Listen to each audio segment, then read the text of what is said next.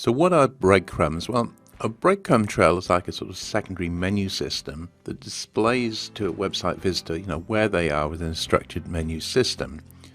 So it's kind of similar to the main menu at the top, but it's different. It's an alternative menu system. So let's say you've got a website about cars. The breadcrumb trail for a particular page can tell the visitor that they're viewing maybe cars for sale in Perth, and they might be able to use the breadcrumb trail to go back to other options such as cars to rent in Perth, or alternatively they might be able to use the breadcrumbs to find cars in other locations such as say Sydney or Melbourne. And down the bottom here you've got a typical breadcrumb trail. This is the sort of thing that is displayed. Now, in Google's own words, Google search uses breadcrumb markup in the body of a web page to categorize the information from the page in search results.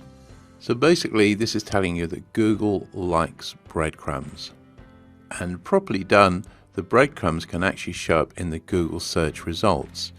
So if you go and look at the Google developers website, as you can see, it gives you some more information here, primarily aimed at developers, but again you can just go here, get some more information.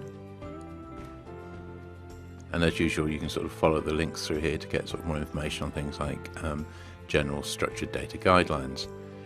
So Google recommends that you use structured data techniques in order to generate your breadcrumbs. Now, as usual, if you're using WordPress, there's quite a few different plugins you can apply, and also in many cases the theme itself might actually support breadcrumbs.